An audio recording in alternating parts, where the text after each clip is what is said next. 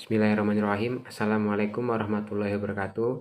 Inilah saya Ahmad Amri Firdaus dengan NIM C1C020087 dari R12 Akuntansi akan menyampaikan presentasi mata kuliah perpajakan 1 dengan materi cara dan sistem pemungutan pajak, tarif pajak, dan fungsi pajak.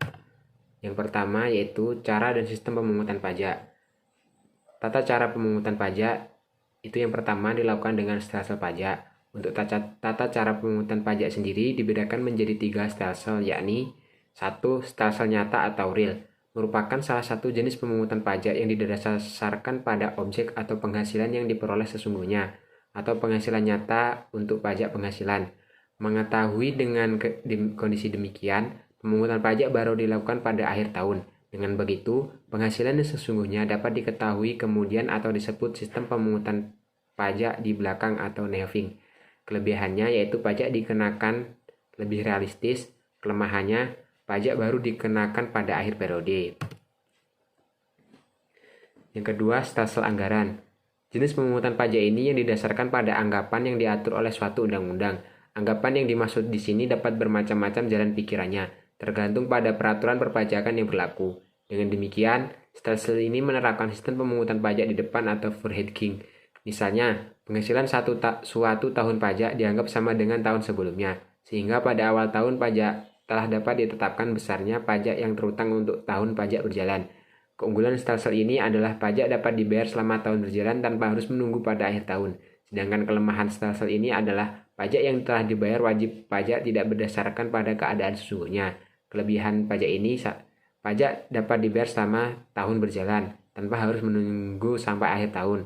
Kelemahannya, pajak dibayarkan tidak berdasarkan keadaan sesungguhnya. Stelsel campuran.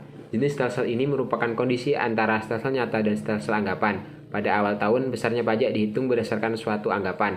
Kemudian pada akhir tahun, besarnya pajak disesuaikan dengan keadaan sebenarnya. Apabila kenyataan besarnya pajak lebih besar daripada pajak menurut anggapan, maka wajib pajak harus menambahkan pembayaran. Sebaliknya, apabila besaran pajak menurut kenyataan lebih kecil daripada pajak anggapan, maka wajib pajak dapat meminta kembali kelebihannya atau direstitusi atau dapat juga dikompensasi. Kelebihan stelsel ini adalah pemungutan pajak sudah dapat dilakukan pada awal tahun pajak dan pajak yang dapat dipungut sesuai dengan besarnya pajak yang sesungguhnya terutang. Kelemahan dari stelsel ini adalah adanya tambahan pekerjaan administrasi karena penghitungan pajak dilakukan 2 kali, yaitu pada awal dan akhir tahun. B. Asas pemungutan pajak. Jika dilihat dari tata cara pemungutan pajak, maka asas pemungutan pajak dibedakan atas 1. Asas domisili atau tempat tinggal. Asas yang menganut cara pemungutan pajak yang tergantung pada tempat tinggal atau domisili di mana wajib pajak tersebut berada, tanpa melihat di mana ia memperoleh penghasilan tersebut. Yang kedua, asas sumber. Asas yang menganut cara pemungutan pajak yang bergantung pada adanya sumber penghasilan di suatu negara tanpa melihat di mana wajib pajak tersebut berada atau bertempat tinggal. Yang ketiga, asas kebangsaan. Asas yang menganut cara pemungutan pajak yang dihubungkan dengan kebangsaan suatu negara. Sistem pajak, sistem pemungutan pajak. Sistem pemungutan pajak merupakan suatu mekanisme yang digunakan untuk menghitung besarnya pajak yang harus dibayar wajib pajak ke negara. Di Indonesia berlaku 3 sistem pemungutan pajak, yakni 1. Self-assessment system official. Adalah suatu sistem pemungutan pajak yang memberikan wewenang kepada wajib pajak untuk menentukan sendiri besarnya pajak yang terutang. Ciri-cirinya, yang pertama, wewenang untuk menentukan besarnya pajak ada di wajib pajak. Kedua, wajib pajak berperan aktif, mulai dari menghitung, membayar, hingga melaporkan pajak secara mandiri. Ketiga, Visus tidak ikut campur dan hanya mengawasi. Yang kedua, Official Assessment System adalah sistem pemungutan pajak yang membebankan wewenang untuk menentukan besarnya pajak terutang pada Visus atau aparat perpajakan sebagai pemungut pajak untuk menentukan besarnya pajak yang terutang oleh wajib pajak. Ciri-ciri, pertama, wewenang menentukan pajak ada pada Fiskus. Selanjutnya, wajib pajak bersifat negatif. Dan yang terakhir, utang pajak timbul setelah dikeluarkan ketetapan pajak oleh Fiskus.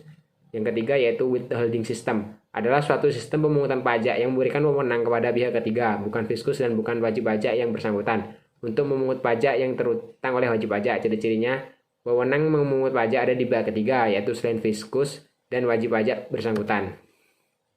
Tarif pajak.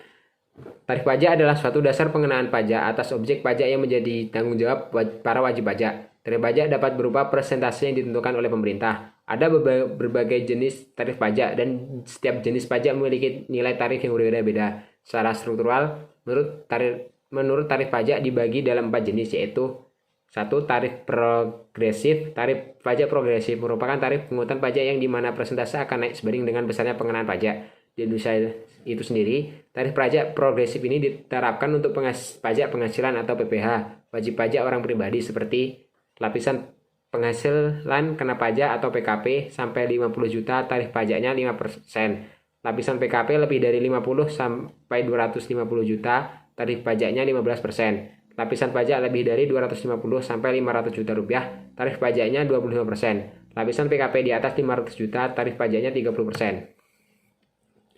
Tarif degresif. Tarif degresif ini kembalikan dari tarif progresif. Artinya, tarif pajak ini merupakan tarif pajak persentasenya akan lebih kecil dari jumlah yang dijadikan dasar pengenaan pajak tinggi. Atau persentase tarif pajak akan semakin rendah ketika dasar pengenaan pajaknya semakin meningkat. Jadi, jika persentase semakin kecil, jumlah pajak terutang tidak ikut mengecil. Melainkan bisa jadi lebih besar karena jumlah yang dijadikan dasar pengenaan pajaknya semakin besar. 3. Tarif proporsional. Tarif proporsional merupakan tarif yang persentasenya tetap meski terjadi perubahan terhadap dasar pengenaan pajak. Jadi seberapapun jumlah objek pajak, persentasenya akan tetap. Contohnya adalah pajak pertambahan nilai 10% dan pajak bumi bangunan atau PBB yaitu 0,5% dan dari berapapun objek pajaknya. Tarif pajak tetap atau regresif. Tarif tetap atau tarif pajak regresif adalah tarif pajak yang nominalnya tetap tanpa memperhatikan jumlah yang dijadikan dasar pengenaan pajaknya. Tarif pajak juga dapat diartikan sebagai tarif pajak yang akan selalu tetap sesuai dengan peraturan yang telah diperlukan, seperti biaya materai dengan minimal atau nominal sebesar Rp3.000 dan Rp6.000. Selanjutnya yaitu fungsi pajak.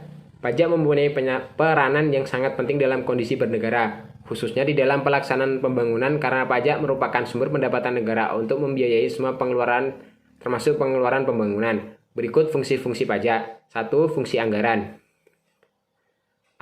atau budgeter. Sebagai sumber pendapatan negara, pajak berfungsi untuk membiayai pengeluaran negara, untuk menjalankan tugas rutin negara dan melaksanakan pembangunan. Negara membutuhkan biaya. Biaya ini dapat diperoleh dari penerimaan pajak. Di masa ini, pajak digunakan untuk pembiayaan rutin seperti belanja pegawai, belanja barang, pemeliharaan, dan lain sebagainya. Untuk pembiayaan pembangunan, uang dikeluarkan dari tabungan pemerintah, yakni penerimaan dalam negeri dikurangi pengeluaran rutin. Tabungan pemerintah ini dari tahun ke tahun harus ditingkatkan sesuai kebutuhan pembiayaan pembangunan yang semakin meningkat, dan ini terutama diharapkan dari sektor pajak. Kedua, fungsi stabilitas. Dengan adanya pajak, pemerintah memiliki dana untuk menjalankan kebijakan yang berhubungan dengan stabilitas harga sehingga inflasi dapat dikendalikan. Hal ini bisa dilakukan antara lain dengan jalan mengatur peredaran uang di masyarakat, pemungutan pajak, penggunaan pajak yang efektif dan efisien. 3. Fungsi mengatur atau reguleren. Pemerintah bisa mengatur pertumbuhan ekonomi melalui kebijakan pajak. Dengan fungsi mengatur, pajak bisa digunakan sebagai alat untuk mencapai tujuan. Contohnya dalam rangka mengiring penanaman modal, baik dalam negeri maupun luar negeri. Diberikan berbagai macam fasilitas keringanan pajak. Dalam rangka melindungi pajak dalam negeri, pemerintah menetapkan biaya yang tinggi untuk produk luar negeri. Yang keempat, fungsi redistribusi pendapatan. Pajak yang sudah dipungut oleh negara akan digunakan untuk membiayai semua kepentingan umum, termasuk juga untuk membiayai pembangunan, sehingga dapat membuka kesempatan kerja, yang pada akhirnya akan dapat meningkatkan pendapatan masyarakat. Demikianlah presentasi yang dapat saya sampaikan. Saya akhiri. Wassalamualaikum warahmatullahi wabarakatuh.